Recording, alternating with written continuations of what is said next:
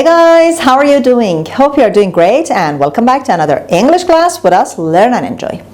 In today's lesson, we're gonna start Unit 3 from book Touchstone 4. And this unit is about world cultures. سلام همگی، امیدوارم حالتون خوب باشه. به درس دیگه ای از مجموعه درس های زبان انگلیسی با Learn and Enjoy با من سحر خوش اومدید. امروز میخوایم با هم یونیت 3 از کتاب تاجستان 4 رو شروع کنیم. عنوان این یونیت هست World Cultures. میخوایم در مورد آداب و رسوم ها، فرهنگ های ملت های مختلف، کشورهای مختلف صحبت کنیم. کلی مطلب جالب تو این درس یاد میگیریم غیر از اون واژگان و ساختارهای دستوری. و البته از همینجا بهتون بگم که مطالب گرامری که توی این درس، توی این یونیت قرار هست بخونیم، تقریبا ما همش رو قبلا خوندیم و بنابراین در این درس یک مرور خیلی مختصر و مفیدی میکنیم و هر جا لازم باشه بهتون میگم که به کدوم درس برگردید و برگردید حتما اون درس ها رو اگر که قبلا ندیدید ببینید تا برای این فصل آماده باشید. و اما قبل از اینکه شروع کنیم don't forget to subscribe our channel and hit the bell to get informed of our latest videos. So, let's get started.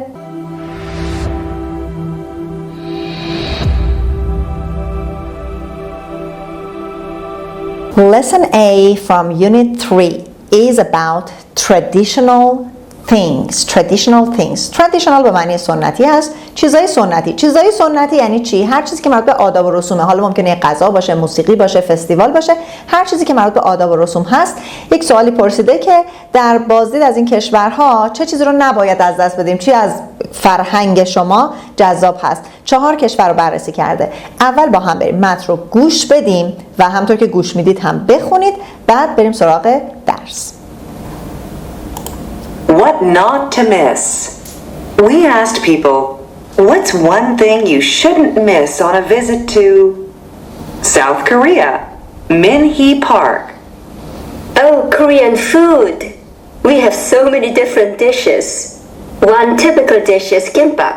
It's made with rice and vegetables and wrapped in dried seaweed. And it's eaten cold. It's delicious. Peru. Elena Camacho. Well, Peru has some beautiful handicrafts. A lot of them are exported nowadays, and they're sold all over the world. But it's still worth visiting a local market. These earrings are made locally. They're made of silver. Japan. Sachio Ito. A Japanese festival, like the Sapporo Ice Festival, that's really worth seeing. It's held every February.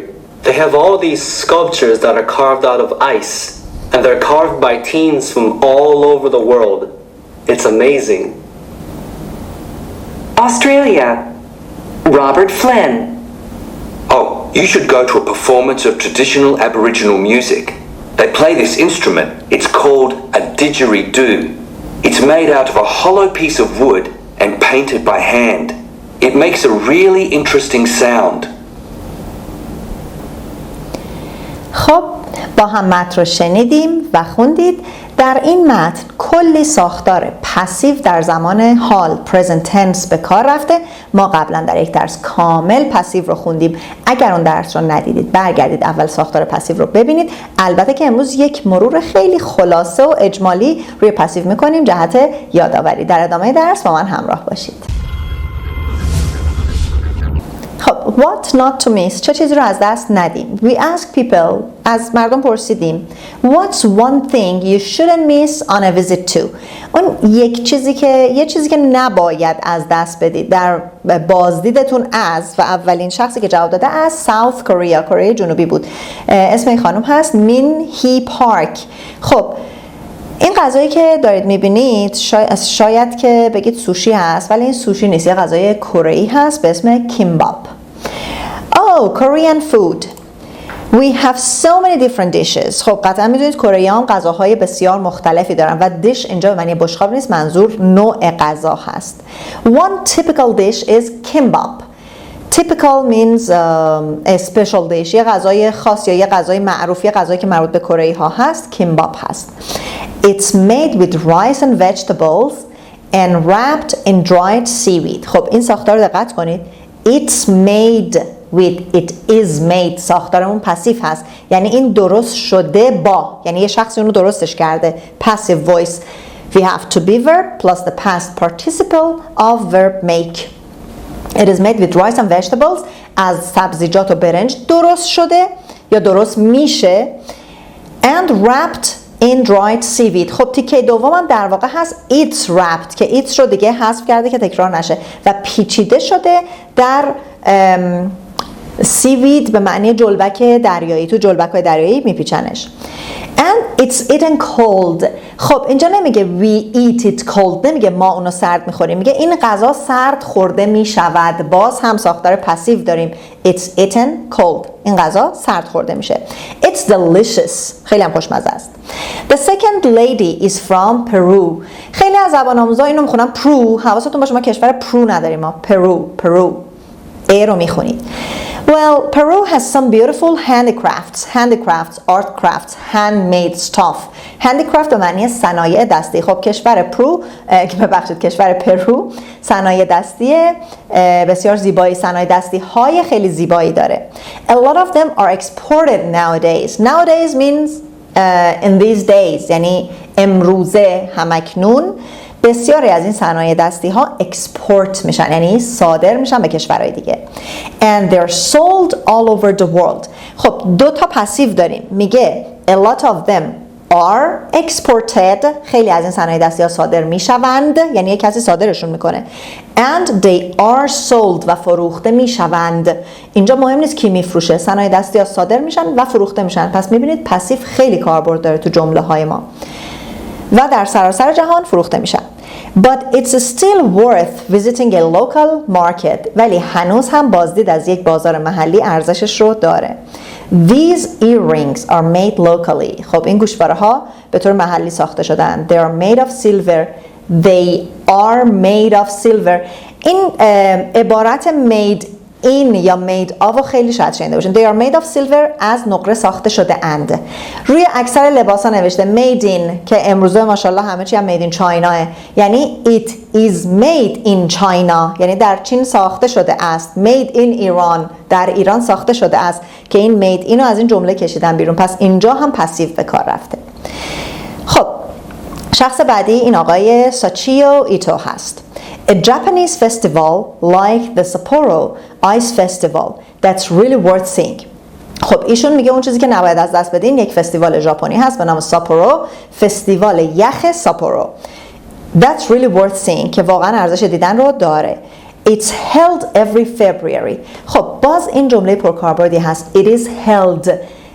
hold اینجا به معنی برگزار کردن هست، برای کلاس، برای فستیوال، برای یک جشنواره میتونیم از فعل hold استفاده کنیم و وقتی میخوایم بگیم برگزار میشه یا این جشن در فلان تاریخ برگزار میشه، این جشن در این موقع گرفته میشه، میگیم it is held چون تکرار میشه پس simple present میاریم. It is held every February، هر فوریه برگزار میشه. They have all these sculpture that are carved out of ice. اونا همه مجسمه هایی رو دارن تو این جشنواره که از یخ تراشیده شدن. carved out یعنی از یه چیزی تراشیده شدن. And they are carved by teams from all over the world. They are carved و تراشیده شده اند و اینجا برای اینکه بگه توسط چه کسانی یه by phrase رو آخرش اضافه کرده و توسط تیم هایی از سراسر جهان تراشیده شدن. It's amazing. عالیه. آخرین شخص آقای رابرت فلین from Australia از استرالیا هست. Oh, you should go to a performance. You should go to a performance of traditional Aboriginal music. کلمه Aboriginal رو داریم که از original و پیشوند ab ساخته شده. Original که یعنی اصلی. Aboriginal are the first inhabitant of a place. Aboriginal به ساکنین اصلی، اولیه و بومی یک سرزمین میگیم Aboriginal. خب میگه که شما باید حتما به اجرای موسیقی نیتیو یا ساکنین اولیه و سنتی استرالیا برید. پرفورمنس هم به معنی اجرا هست. برای هر عمل هنری ما پرفورمنس رو میتونیم اجرا به کار ببریم. They play this instrument. اونا این وسیله موسیقی رو می نوازند. It's called a didgeridoo. Didgeridoo. خب it is called یعنی نامیده می شود. A It is called a didgeridoo. به این حالا وسیله موسیقی که تو عکس هم میبینید میگن didgeridoo. It's made out of a hollow piece of wood and painted by hand. باز اینجا ما جمله پسیو داریم، مجهول داریم و آخرش by phrase آوردیم، به وسیله دست ساخته شده، دست سازه. خب it is made out of a hollow piece of wood. از یک قطعه چوب توخالی. Hollow means empty inside، یعنی توخالی. از یک چوب توخالی ساخته شده. And painted, it is painted. و نقاشی شده، رنگامیزی شده by hand، توسط دست. It makes a really interesting sound. It اینجا برمیگرده به همون musical instrument didgeridoo، یعنی صدای بسیار جالبی رو تولید میکنه. It makes the sound یعنی صدا در میاره که نمیگیم، صدای جالبی رو تولید میکنه. خب متن رو با هم خوندیم و دیدیم. در بخش بعدی و پایانی درس فقط به طور خلاصه ساختار پسیو رو در زمان حال یک بار به سرعت با هم مرور میکنیم. همچنان با من در بخش آخر همراه باشید.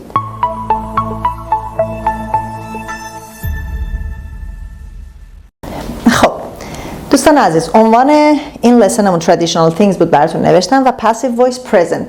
چون قبلا درس پسیو رو کامل براتون گفتم، این بار دیگه به فارسی میخوام نگم و چون فقط پسیو present tense رو دارم براتون توضیح میدم، فقط به زبان انگلیسی براتون یه توضیح مختصری میدم. دوستانی که درس پسیو رو قبلا ندیدن حتما برگردید این درس رو کامل ببینید و یاد بگیرید، چون بسیار مهم هست. همونطور که دیدید تو متن هم خیلی کاربرد داشته. Now, in English, we have two types of sentences, active voice and passive voice. Active sentences are sentences that include subject, verb, and the object. Remember that we can only change an active sentence to a passive sentence in case that the active sentence, the verb in active sentence is transitive verb. Transitive verb. Transitive verbs are verbs that need objects. So here we have this sentence. How do you make kimbap? How do they make kimbap? Here we have auxiliary do and the verb is make in question form. Now when we want to make the passive voice, we should change the place of the object and we shift it, we move it to the place of the subject. And in this sentence, which is a question, the question word still stays the same. So how is how. In passive voice, we have a form of to be verb. So we never have auxiliary do, does, did, will, etc. We have to be verb in any forms. After to be verb, we have the past participle of the verb. So here kimbap is singular, third person. So we choose is from to be. And kimbap here goes to take the place of they, which is the subject. We say, how is kimbap? And past participle of make is made. How is kimbap made? The answer, it is made. It is made with rice and vegetables. Here we say they make it. Who is they? Who makes kimbap? We don't know, or it's not important. So we change this sentence into this one. It is made with rice and vegetables. Next question. Do they eat it hot or cold? Here they means all Korean people or anybody who eats this food. So the subject is not really important, but the object is more important. Do they eat it hot or cold? They eat it cold. Now, in this case, again, it's simple present. It, which is our new subject in the passive sentence, needs the verb is. So we say, is it eaten, past participle. Is it eaten hot or cold? And the answer is, it is eaten cold, or it's eaten cold. Sometimes we may want to add the doer of the sentence. We may use it in the sentence. In this case, if you are using a passive voice, a passive sentence, you can add a by phrase to the end to add the doer of that action. For example, the sculptures are carved by who? By teams from all over the world. خب این هم از درس پسیو ما. پس فقط من قسمت آخرش رو براتون بگم. اگر خواستید کننده اون کار رو به نوعی بهش اشاره کنید توی جمله، یه by phrase آخر جملتون اضافه میکنید. برای اینکه بگید توسط چه کسی اون کار انجام شده. در پایان درس مثل همیشه تمرین داریم. حتما تمرین های این درس رو هم حل کنید تا خوب اینو یاد بگیرید و مبحث پسیو رو دیگه البته نمیتونیم بگیم میذاریم کنار، چون همچنان ما ریویو داریم. بچه‌ها این نکته رو هم همینجا بگم، در سطح B، حالا ما الان تقریبا اواسط و رو به آخر B1 هستیم و B2 ما تقریبا بیشتر مباحث گرامری رو خوندیم و خیلی جاها ریویو داریم، مرور داریم. پس سعی کنید هر جا بهتون رفرنس میدم برگردید اون درس های قبلی رو مجدد ببینید.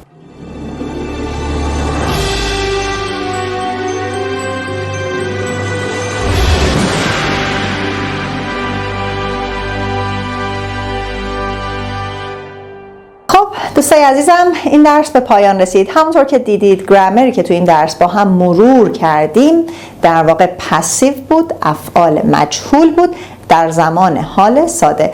فراموش نکنید که حتما تمرین‌های پایان درس رو برای مرور و یادگیری بهتر حل کنید. پاسخش رو میتونید ابتدای جلسه آینده ببینید و لطفاً ما رو در شبکه‌های اجتماعی دیگه هم دنبال کنید. کانال ما رو به دوستاتون معرفی کنید. منتظر لایک ها و کامنت های انرژی بخش شما هستیم. Till next session, take good care of you and goodbye.